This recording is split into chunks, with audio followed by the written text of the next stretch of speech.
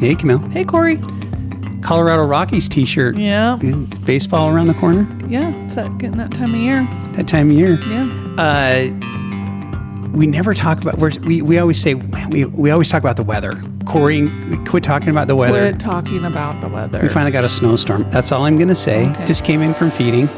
Speaking of feeding, though, and I know we're going to talk about some other things here as we get going, but there's a tie with our guest and chores this morning, but go ahead. Well, Camille. No, just interesting. In the office the other day, and had a guy walk in, and he was talking to another coworker just about stuff in this area, and I went and introduced myself and kind of telling him the area that like where do you live, where are you from, all kind of that stuff. The small talk you do with people when you're chatting it up. And I was like, oh, kind of gave him the area, and he goes, oh, you live by the Miles farm. And I did that. You live on the Miles farm. I did the high school heart shape with my fingers and my hands, and I was like, "Oh, I love that you call it the Miles farm because that's my grandparents' name, and we do live on the edge of their farm." And it's just like, oh, my heart kind of skipped a beat there for a minute of that. The neighbors and the people in this area still call it the Miles farm, even though they don't farm it anymore. Your grandparents have passed away several years ago. Yeah, it is. Well, I got one. So are you going to give me the heart sign? I want to know if I'm going to see the heart sign after this. Teenage heart sign. Heart sign. So on Tuesday, speaking of the Miles farm, that farmhouse where your grandparents lived and your dad and your aunts and uncles were raised is our neighbor now, right? Yeah. When I say neighbor, they're ways down the road, but we know the people that live there now. And I was coming out of there and I pulled down the road into our driveway, and our other neighbor who's lived out here probably 50, 60, 70 years, who knows how long he's lived here, but farmed, and they farm around us. He's like, hey, I just saw you coming out of the Miles farm. Wanted to see how you're doing out of the Miles place. And I was like, it threw me off for a second because your mother-in-law, who's a Miles, lives out here too. And I'm like, no, I wasn't coming out of there. And then I realized, they still call that whole place the Miles farm. How awesome! We need to get a sign made for it. Well, speaking of Miles farm and out here, real quick before we introduce our guests, I kind of want to talk about a couple things coming up. We've got some great guests. We've got another guest, one of our good friends from out here. He'll be on in a few weeks. I'll leave a hint. Good friend of ours. He handed. He's a former NFL quarterback, and Barry Sanders, the running back. Amazing running back. He handed the ball to Barry Sanders. But anyway, we confirmed that he's going to be on the show coming up on it, and doing a little bit of talking. There's going to be some cool things coming to Southeast Idaho. Are you talking about Scott Mitchell?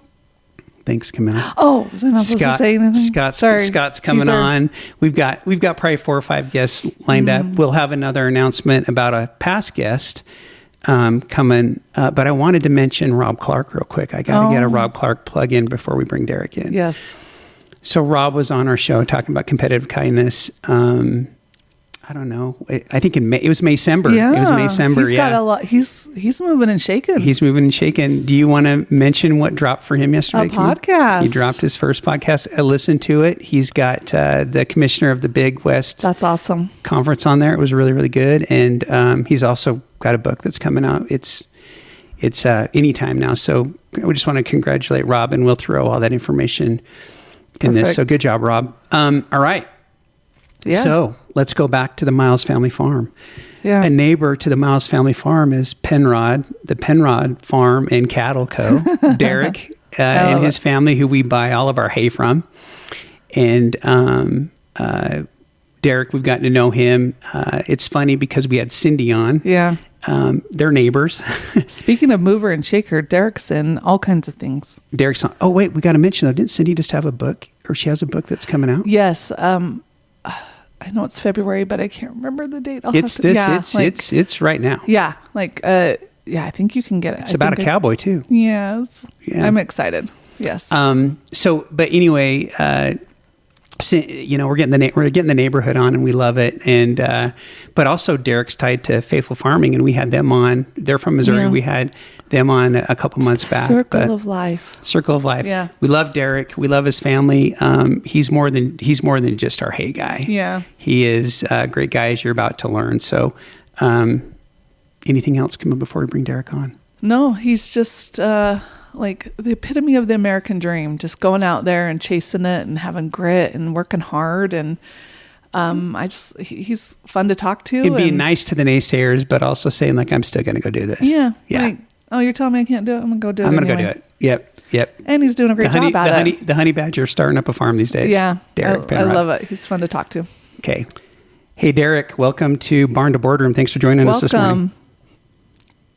Yeah, thank you for having me, guys. No problem. Derek, I literally just came in. We always talk about how we tape right after morning chores, and Derek is in my phone as Derek, the hay guy, Penrod. That's no joke. That's like Hot Rod Hundley, right? Remember, I'm Hot Rod Hundley from the Jazz. But anyway, so I just fed some good old hay from Penrod Farms. But Derek, again, thanks for joining us. And what's really cool is I just realized we had Cindy on last. Yeah.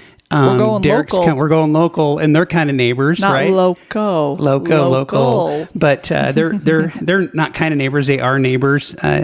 The Stills and the Penrods. But as we mentioned in the intro, we get all of our hay from Derek. We got to know Derek very well. He knows some of we have family married in the Cyril Ag. He knows those folks too, but Derek, just recently, the last couple of years. Just recently, yeah. And we love having Derek as a neighbor. And I've got a story at the very end I'll tell about Derek that he's not going to probably remember, but something that I appreciated about him.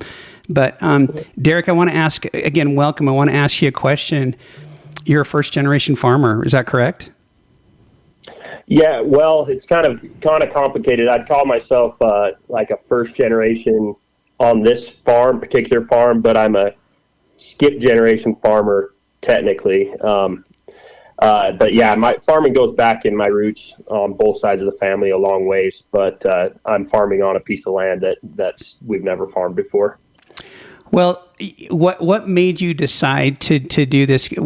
We joke too, we're fifth generations, and it skipped one for both Camille and I. In fact, as you know, we live on the old Miles farm, and just down the road from you. But what made you go, you know what, I'm going to do this. This is something I want to do. And did you get, especially in today's day and age with farming, did you get a lot of people going, oh man, Derek, don't do it? Oh yeah, definitely. So kind of going back, so both sides of my family are dairy farmers, and I grew up in a little town in Utah. Both sets of grandparents ran dairy farms. My uncles on my dad's side took over the farm from my grandpa, but there wasn't room on that farm for my dad, so he became a principal and a teacher, but we lived right there on the farm. I worked on the farm my whole life, and farming was always my biggest passion, my biggest ambition. Like a tractor was my first word. I loved it, couldn't get enough of it. So anyways, so that was kind of growing up, but I knew from the time I was little that there wasn't a place for me on the farm because I wasn't born to the right dad. Gotcha. But no offense to my dad. He wasn't set to inherit any of it. So anyways, I knew if I was ever going to do it, I'd have to make my own way. And it took a long time, but I made it happen eventually. So you mentioned farming in Utah. Now Southeast Idaho has become home to you and your little family. Remind me, how long have you been farming up here in Southeast Idaho? So I bought my farm in January of 2020. So it's been about 6 years now. 6 years now. Mm-hmm. That's even a bigger leap of faith to leave, because you moved here, 4 or 5 hours away. What made you go, that's the one, that's where I'm going? Well, work took me up here originally. I took a job working for a guy. So my day job is in sales. I sell conduit. I cover Idaho and Montana. And so my work took me up here to Idaho Falls. And initially I was trying to buy my grandparents' farm. My my mom's side, they left Utah and moved to a place called Grou, Idaho, and have a farm there. And I was trying to buy a piece of that farm, but family drama came and it didn't end up working out.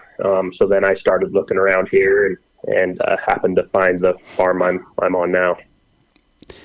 So, I was, we were buying hay and straw from somebody, and it was great people. We were getting a great crop, we just love their hay, but I wanted something that was a little bit closer that I could say, hey. No pun intended. That could be closer, and I had a friend say, "Hey, you've got a guy down the road from you that I've heard sells really, really good hay," and I think I stopped by one day. I was on my motorcycle. I stopped by and got your phone number and whatnot. But Derek, you're pushing a lot of hay now. You're selling hay out of state too, aren't you? You're shipping a lot. Yeah, I ship some. I try to sell local as much as I can. But I have sent some, over to Florida and Tennessee and Ohio. It's gone a few places, but I've got a pretty good returning customer base now that I don't have to ship near as much. Hey, question on, you talked about being a day job and sales and farming. How do you... That sounds like our life. Like sales and ranching on the side. Going to the office. How do you pivot and prioritize? Like, that's got to be such a challenge. Oh, it's hard because what I want to do is just be on the farm all the time is what I want to do, but that doesn't work out well for the pocketbook, especially for today's ag prices. But it's honestly hard to balance, and I'll tell you, this year was probably my hardest year I ever had because, as you guys know, we had our first child. Yeah, and that really shook things up for me because I took on more ground this year. I was farming probably close to 200 acres all by myself, and had a little boy at home and a wife, and she works full time too. And I got really, really burned out this last year. So I've really reshifted. Now, you guys know Sherrill Ag, obviously. So you probably noticed my field, they plowed it out and put in the furrows because they're planting potatoes in it this year. So this year is going to be kind of a break year for me. I only have the 10 acres here at the house and a little bit of custom work I'm doing because I've had to rejigger my priorities a little bit. So it's just kind of funny. Like, most people, they want to grow and grow and grow their farm and get bigger and bigger, but I'm kind of the opposite. I'm kind of just focusing on enjoying what I have. And, the goal isn't to expand too much. I mean, if it doesn't make sense. It does. That does make sense. I mean, you're not wrong. It's interesting how we live out here, and there's a lot of generational farming and farmers, and it's not the way it used to be where 3 or 4 families could, live off the old 88 acres or whatnot years ago. And now it's the old saying, and we've said this a few times, that behind every good farmer and rancher, there's a wife that works in town, right? And now it's you both do. And so I understand that if we could ranch full time, we would do it. That's what we would do. So agreed. Camille talked about life balance, and I know you probably have your family and your little one involved quite a bit in the farming and in the ranching. Do they get involved? Are they over there quite a bit with you and love hanging out there and farming with you? Yeah, they do. Will now he'll turn 2 in a couple days. So awesome. He's still pretty little, but yeah, they were just over there with me just 2 days ago before we got the snow, helping me feed the cows. And I bought a baler, and Lisa helped me unload it. It was quite the circus. Just things like that. Lisa doesn't have time to help me a ton, but when I need something like that, she's always there to help me. And Will, man, he loves it. Tractors and trucks, and he's addicted. He's in it. All right, cool. So cute. Raising him right. Yeah. So the apple didn't fall far from the tree with that one. I love it. Perfect. What, Derek, what would you, so I say that because, your son, Will grows up and he decides he wants to do this, or anybody else that's even right now that's young and says, hey, I think I want to take a stab at farming. And, what's some advice that you would give him? Yeah, that's a good question. And it's one that, I've been asked a few times. Like, I think my first piece of advice to them would be to sit down and really think about how much they're willing to get uncomfortable. That's excellent. Because if they're not willing to do that, there's really not much use in starting, because it's a leap of faith. Like, people, it's worked out for me because the price of land has gone way up since I bought my property. But man, my family and everyone was like, what are you doing when I bought that farm for that first? Everyone thought I was crazy. They're like, how are you ever going to make that work?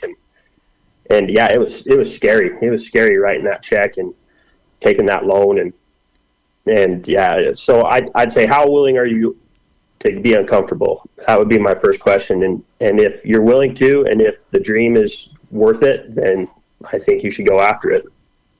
That's awesome. Yeah, it's hard, and things have changed, like you said, just since you purchased that in 2020.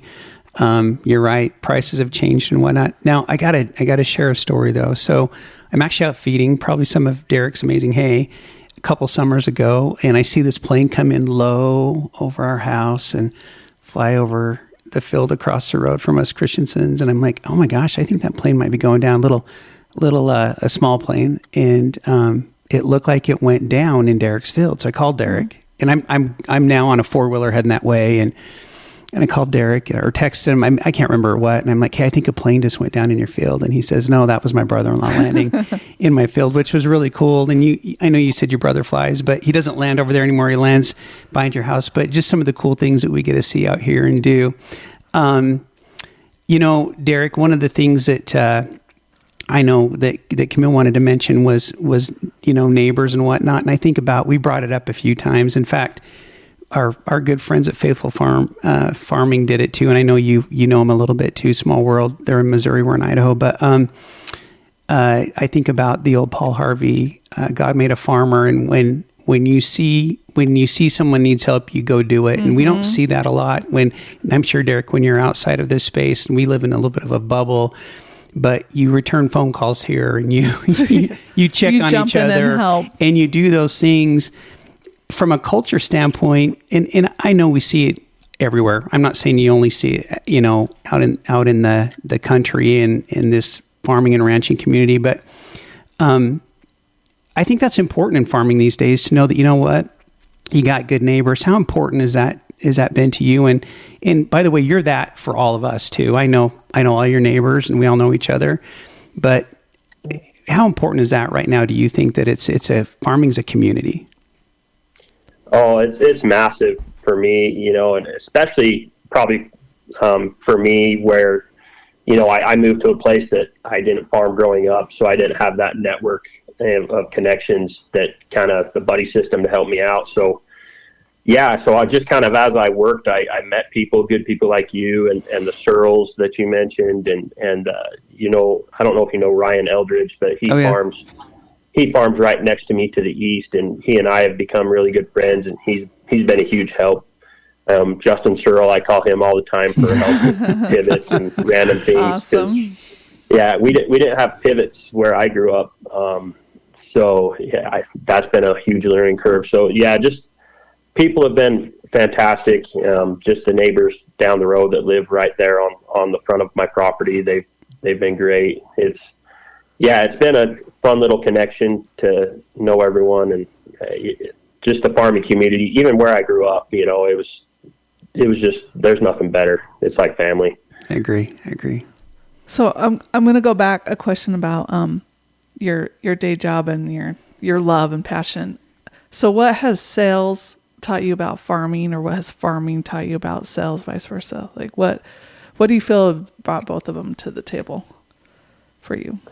Man, that is actually a really good, thought-provoking question. Now, hey, Derek, now I look so dumb at my house because she asks amazing questions.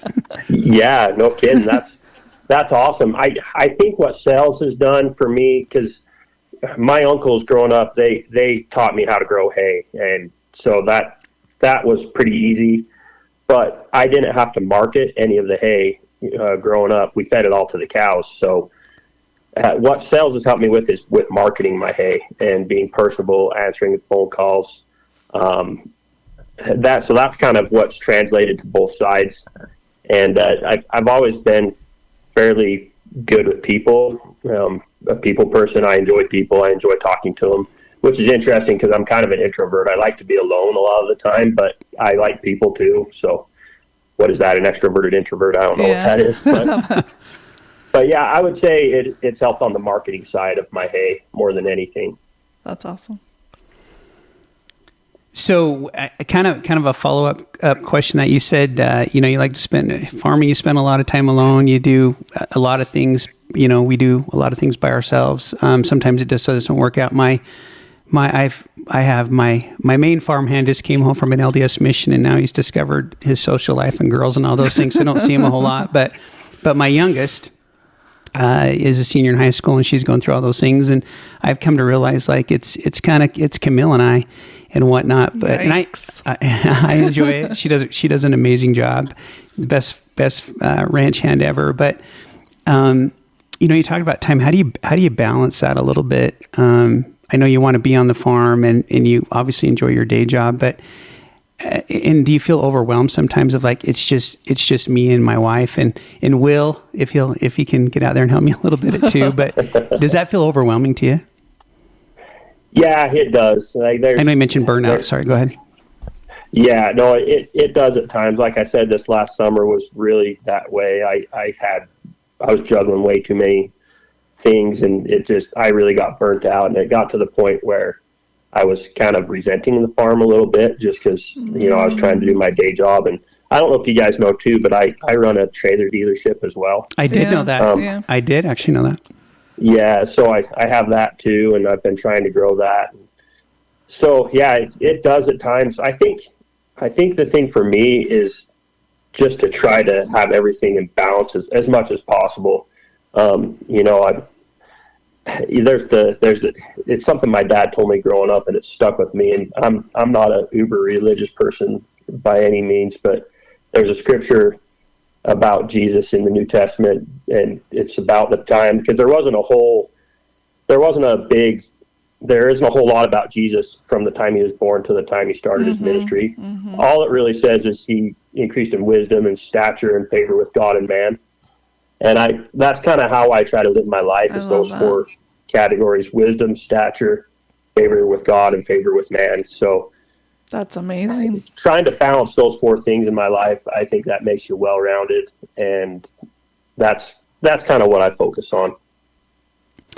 I think we could end there. Mic Holy drop. cow. Yeah.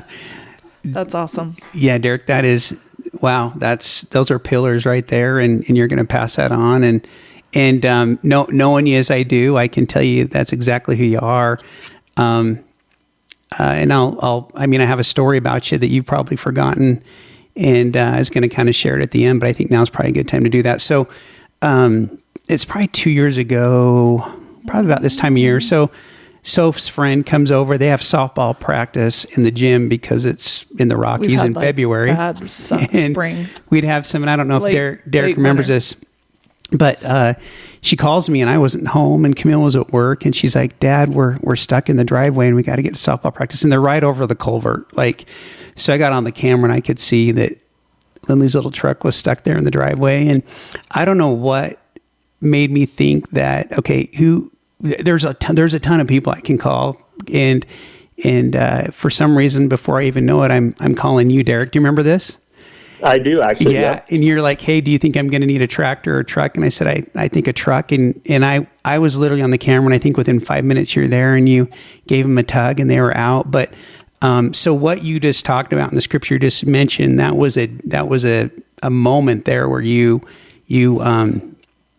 lived up to that. And I think as we go back and we talk a lot, Camille and I spent a lot of time from the barn to boardroom side, and what we like to take what we've learned. Camille's, we're living, like I mentioned, here on the Miles family farm. So she's a Miles, and we like to take those things and take them into the business world as much. Camille, and so thank you again for doing that. It's something that we have forgotten. Sophie certainly hasn't forgotten that you've done that. And that's anybody out here. We could have called anybody. But the question I want to ask, Derek, is Camille mentioned what you've learned from sales. What do you take from your, growing up on a dairy farm and around it and what you're doing now? What do you take out into the business world? Not so much just sales, but just in other circles you're in that's not in this. What's the biggest thing you want to take to them? Is it what you just mentioned? And out of those things, what do you see as the best return you're getting where people are like, oh, that's pretty cool? Yeah, that's a good question.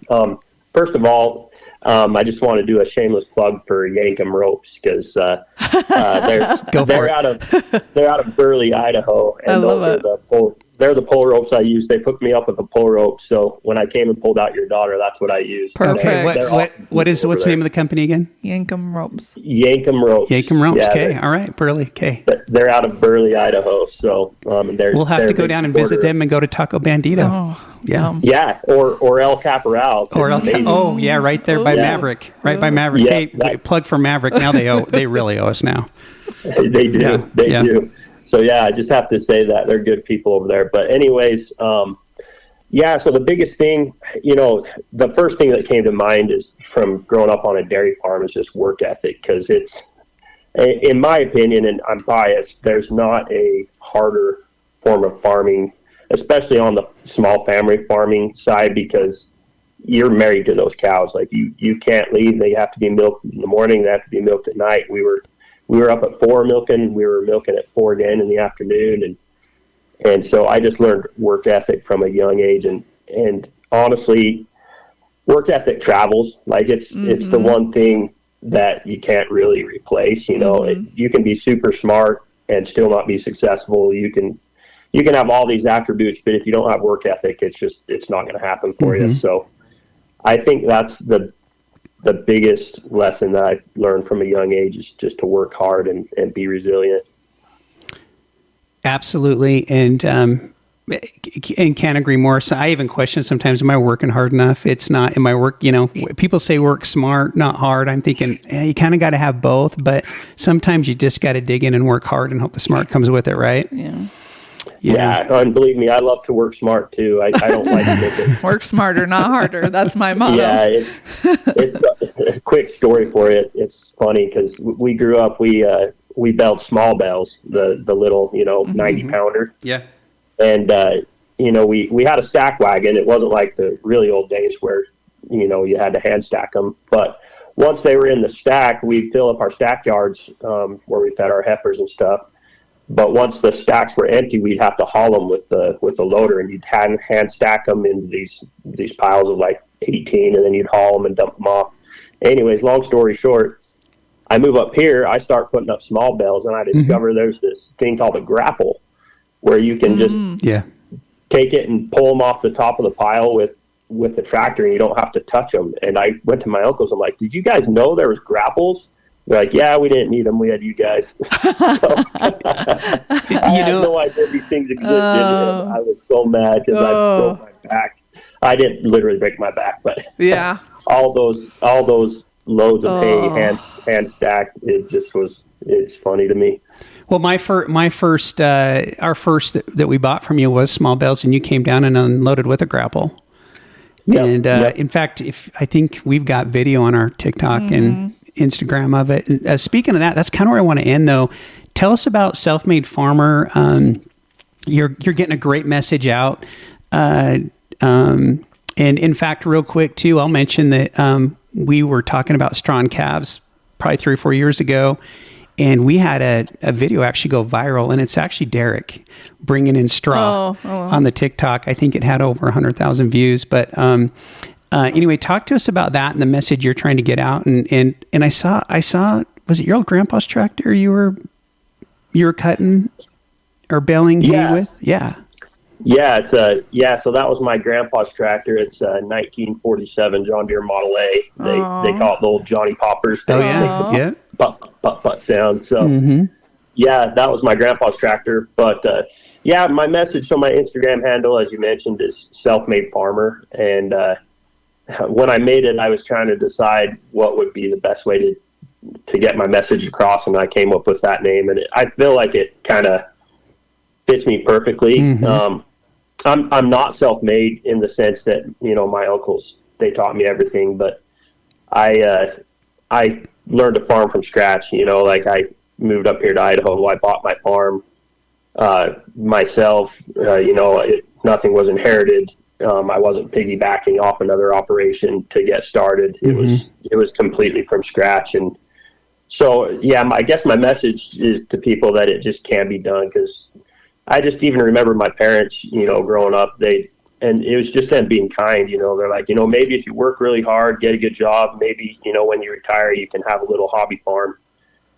And for a while, I kind of thought that was going to be my fate, that, I just maybe have, 5-10 acres that I could putz around on when I retire. But there came a point where I'm like, no, I want more than that. And that's when I decided to really go out and chase it. And I'm not going to pretend I'm like some huge farmer. I'm farming around 100 acres of my own. And then I do a little custom and leasing on the side, but it's just been fun to kind of spread the message, and we've gotten surprisingly a decent little following. I'm terrible at social media. I'm bad at posting, and to be honest, I just don't enjoy being in front of a camera and stuff much. I should probably be better at it. You can't tell. Just so you know, Derek. Well, yeah, whoever wants to go check out Self-Made Farmer, you're welcome to. I'll try to do better at posting, but it's kind of been a fun little passion project. Yeah, definitely go check it out. But there's a message behind it, and we mentioned like faithful farming, kind of that same thing, and really kind of not showcasing what we do, but how we do it, how we make others feel about it. Derek, as we wrap up, is there anything else that you, any other advice you would give, or anything, or if you want to talk bad about those neighbors down the road on the corner, now's a good time to do it. But I wanted to mention real quick, we had Cindy on Steele. Do you know the Steeles, I'm sure? I do, yep. Did you know she grew up on a dairy in Burley? We mentioned Burley. I did not know. Yeah, she did. I did not know that. She grew up on a dairy in Burley, Idaho. Yeah. Yeah. We have that in common. You can go talk dairy air with her. She likes the smell of cows. It's the smell of money, right? It's the smell of money. Yeah, the way of the small family farmer is just going away. Yeah. Like when the little town I grew up in, we had 8 or 9 small dairy farms, and now it's down to 2. My uncles and one other family, and my uncles are about to retire and be done. So it's sad to see all these small little family farms go away. One thing I do want to say about you guys, though, your wife makes the best cinnamon rolls I've literally ever had. Oh, do you know they're award winning? It's Spud Day. I did take second place. I 100% believe it. And my wife, she's a fantastic cook, and you guys gave us the recipe, and she's tried to replicate it, and she's done a pretty good job, but it's not the same. Like, insane. The best cinnamon rolls I've ever had. Well, my entire visceral coming your that way for saying that. So.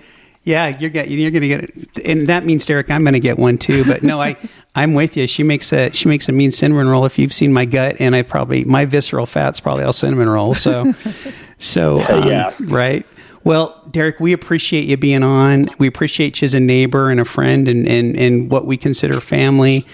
And we love that you and your family are here, and that you guys moved here, and we couldn't be more excited about that. So thank you so much for taking some time with us today. Yes. Yeah, my pleasure. Thank you guys. It's been a pleasure knowing you, and thank you for buying my hay too. Yeah. Anytime, but in fact, I got to get an order in, so I'll be reaching out to you shortly. Thanks for always taking Cory's texts and calls. Yeah, we'll end with that. Really, with Derek is that he's never said.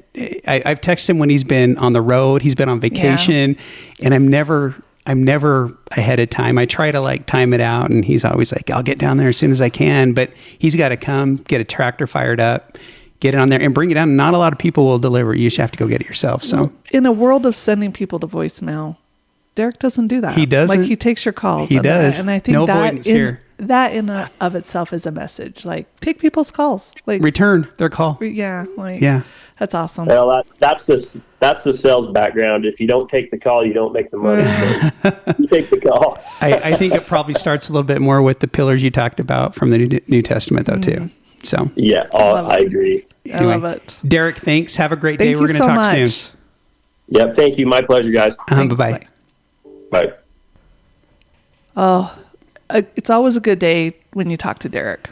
One, because he's either solving a problem for you, or two, he's just like fun to talk to. He is. He's just a good old boy. He is. Derek's awesome and represents, he talked about basically what we'll call the pillars there from the New Testament. And he says he's not much into scripture. I'll have to probably disagree, at least on that one. But we mentioned that he does live that. Yeah.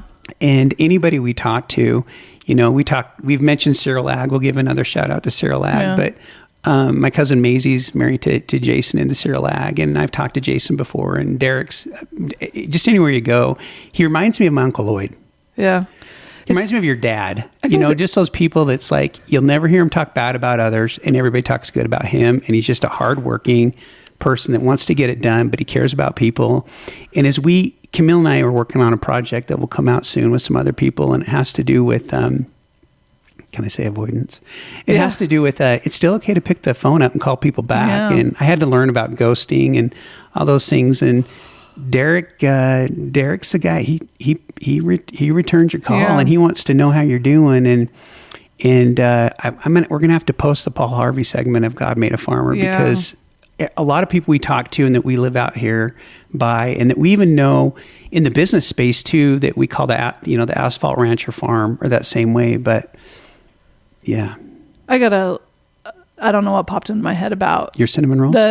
No, this is like completely off topic. That's what I'm thinking about now. Don't be surprised. I'm completely on a different topic. The Cyril Ag. So I'm giving someone a ride to drop off their family member, and they must have been having like I think they have a big family barbecue at the beginning of their season or end of their season. It was summertime. It's warm. I'm dropping them off a long driveway to their house around their fields.